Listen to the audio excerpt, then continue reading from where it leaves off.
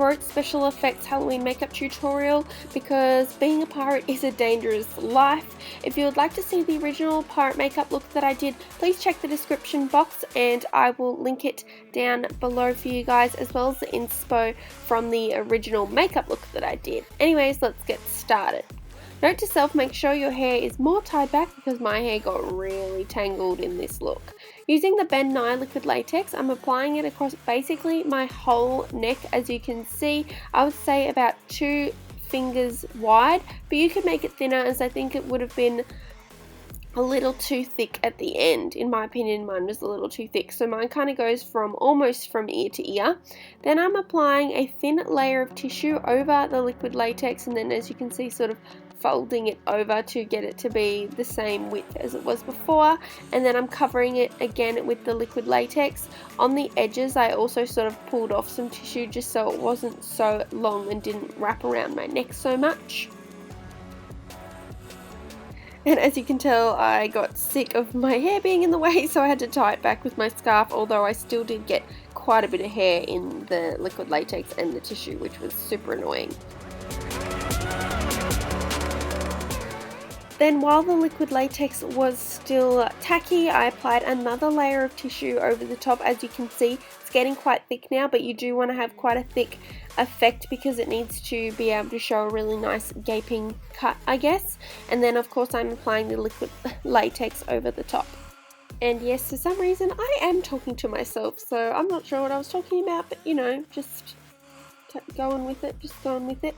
In total, I end up doing 3 layers of tissue and 4 layers of liquid latex. As you can see, folding that tissue down over the top of the liquid latex with those edges, and then pulling off whatever just didn't work, but really making sure it's all covered with liquid latex. And then I went on again and did the exact same process, applying more tissue and applying more liquid latex.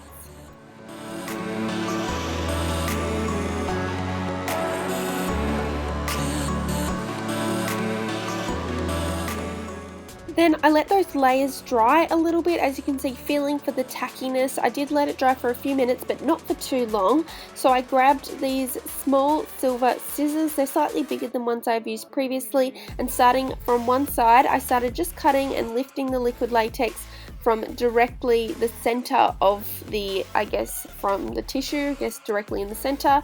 And then I kept trying to pick the liquid latex up and then cutting straight through. It doesn't matter if it's too super neat or anything, mine was quite jagged, but yeah, being careful to sort of pull the liquid latex from you and making sure you don't cut your actual throat.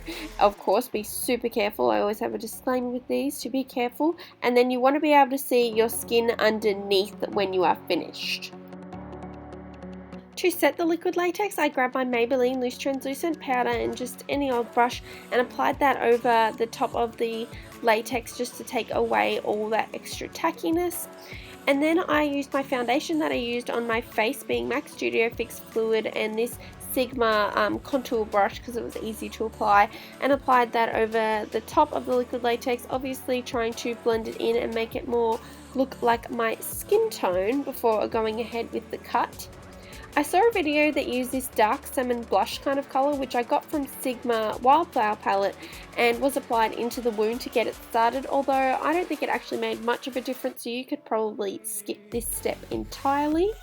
Then using this red shadow from NYX, which I think is actually a high definition blush, I just added that to around the wound using this sort of pointed brush from Sigma, just to sort of start the wound and just starting to create that dimension and making sure at the end, you know, there's enough different colours and that kind of thing, and making it look a little bit more red and sore.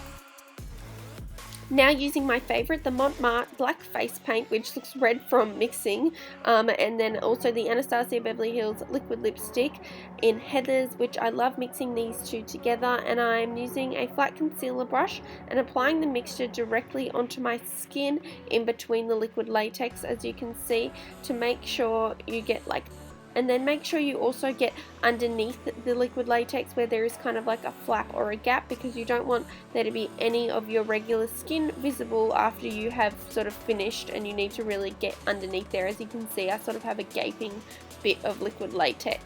And then I also ended up pushing it onto the liquid latex really roughly, just to sort of create that effect to make it look a bit messy and a bit more like cut and a bit more splattered blood kind of going around.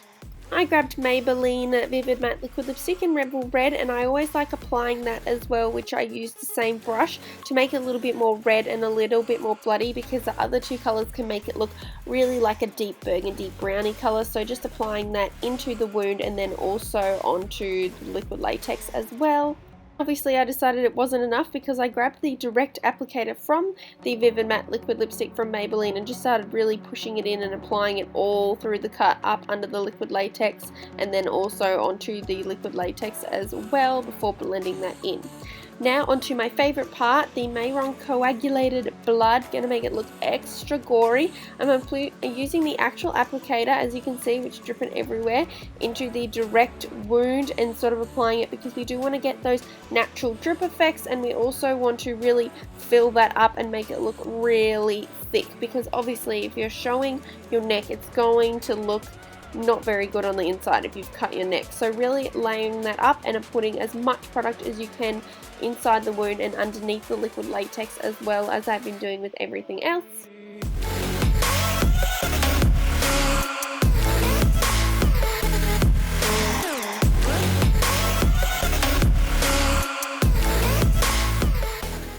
To finish off my look today, I am grabbing the Ben Nye Stage Blood, as you can see here, and then I'm sort of using this stippling sponge, sort of creating like a splatter effect and just applying that all around the top of my neck and around the entire part of the liquid latex, just to get that stippling splattered blood effect, I guess, as I mentioned.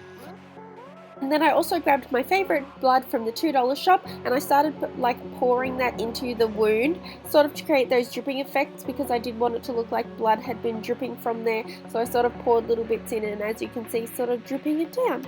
Anyways guys, that was all for today. I hope you guys liked this video. Let me know what you would like to see next in the comments below, and if you're not already, please subscribe to my channel, and hopefully I will see you all very, very soon. Thanks guys, bye!